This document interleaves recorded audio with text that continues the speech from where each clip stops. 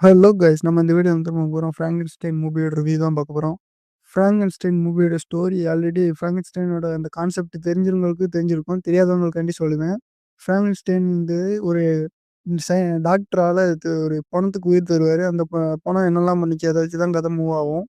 ஆனா இந்த படத்துல ஒரு டிஃப்ரெண்ட்டா அந்த பணத்தோட பாயிண்ட் ஆஃப் வியூல வந்து பாதிக்கு மேல காட்டியிருந்தாங்க. மிச்ச படத்துலலாம் அத காட்டியிருக்க மாட்டாங்க. அது கொஞ்சம் நல்லா இருந்துச்சு.